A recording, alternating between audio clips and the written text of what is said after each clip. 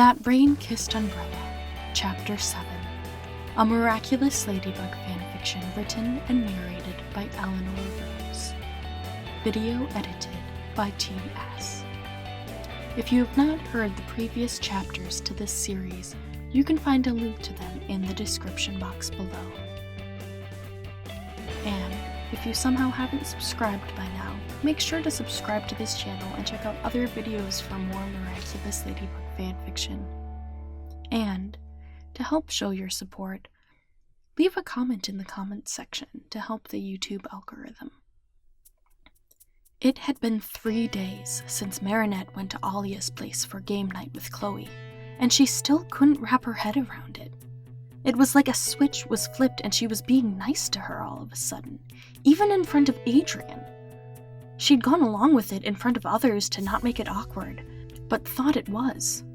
Yes, Chloe had talent and a way of demanding attention without a word, but there was a lot to not like about her. She was narcissistic, rude, condescending, the list goes on. But she was a friend, or something close to it. She should hate her for luring Adrian into a relationship based on her works, but now that everything was explained, she understood. It was an innocent mistake. It didn't mean Marinette had to forgive her for it, though. Her phone buzzed, distracting her from her spiraling thoughts. Cat. Hey, are you attending Esmond's fashion show? Yeah, I'm in it, she replied, not thinking. His answer came back quicker than anticipated. Wait, really? You're in it? Oh, phooey. She didn't mean to type that. My dresses. Oh. And, well, I can't say it's completely my dress either. Oh? It's a collab. Whoa, that's rare for you. With who? Marinette knew better than to answer. Chances were he'd go to this event now, and the last thing she needed was him outing her identity by a mere surprised exclamation. No thank you. That, and she didn't want to be used as a stepping stone for Chloe's social life again, even if the outfits were her work too this time. What, you're going to abandon me on the street? Her phone buzzed a second time. It's invite only, kitty, she typed back. I know. You have one? An invite? Yeah. How? It's super hard to get. I guess you could call it family relations. The more she learned about this guy, the more curious she became. Will you wear that leather jacket? Hey now, if you weren't going to reveal your secret identity, then I won't tell you mine, little lady. She heard her mom call from downstairs and closed the application. Yeah? Marinette called back, opening the trapdoor leading downstairs. Your friend is here. Alya? But they didn't have plans today. Coming! Her eyebrows arced when she saw Chloe in the living room holding a drink carton. Come on, loser, she said, not looking up from her phone. We're going shopping. Shopping? The response escaped her before she could question why her partner/romantic nemesis was there. She expected something like a "did I stutter" retort, but instead, Chloe turned her back and walked out, expecting her to follow. Huh. Why did she... Oh, yeah, that was her cue to start walking. She forewent grabbing a purse, shoving her wallet and phone in her back pockets in an attempt to catch up. Where are we going? She asked, trotting up behind Chloe in front of the bakery. She had a nice view of Chloe's outfit for the day. A simple white top with baby blue front tie paper bag pants. It complemented her blonde hair. It was lighter than when she saw her yesterday, so she must have spent her morning at the salon. Chances were her shellac nails were redone as well, but Marinette couldn't see them from this angle. Shopping! Okay, but for what? Chloe sighed, not slowing her pace. You dummy! You're a fashion designer, but you dress like you shop at a supercenter. She'd gotten enough digs from her to not take it personally, but Marinette still found herself somewhat insulted. I make a lot of my own clothes, you know.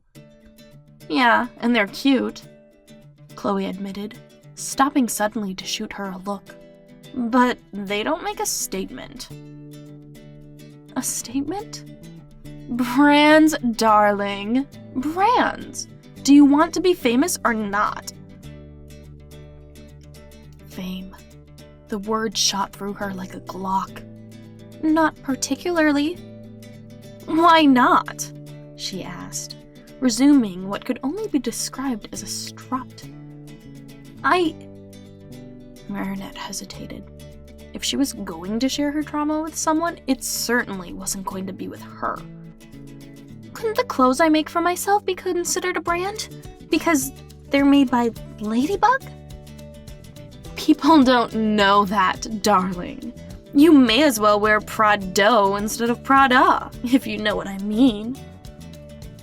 She didn't, but knew better than to voice her confusion. So what? I like these clothes. Do you want to be remembered? Huh? Do you want to be a popular designer? Something about the way Chloe asked the question irked her. I already am a popular designer, she said, crossing her arms, and I didn't need to sponsor myself on Instagram to get there. Chloe held her gaze, seemingly unaffected by the dig she'd tacked on. Popular? Yes. But here's the secret, darling. She leaned in close. You're only a fad.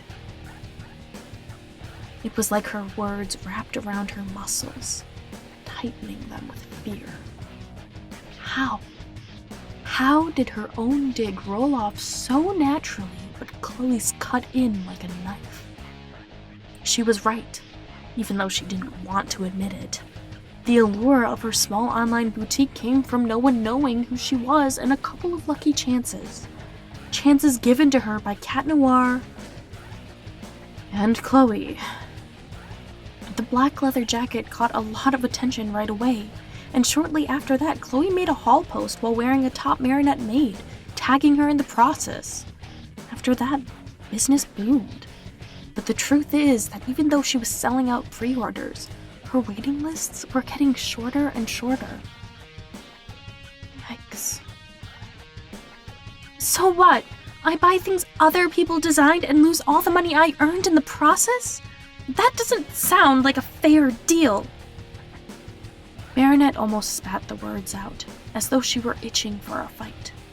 Was she tired of Chloe's holier-than-thou attitude? Yes. Was she about to break the camel's back? Also yes. She wasn't going to stand here and be insulted by this two-faced... You aren't buying anything today, darling, Chloe said. So, now I'm your back girl?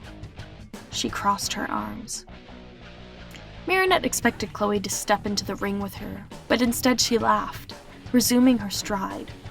I've got Daddy's credit card, silly. He's sponsoring us.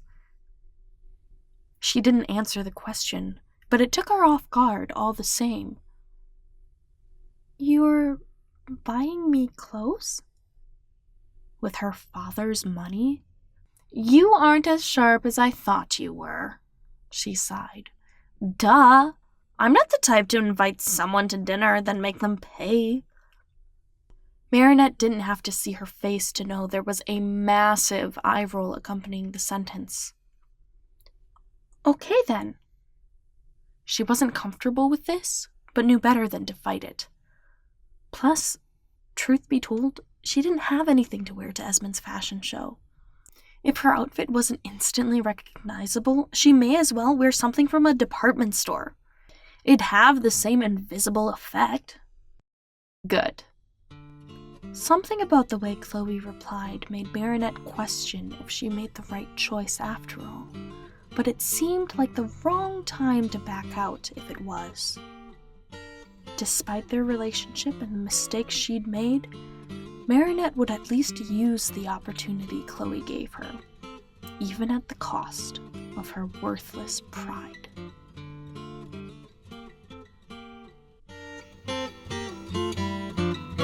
Thank you so much for listening. Chapter 8 is on the way.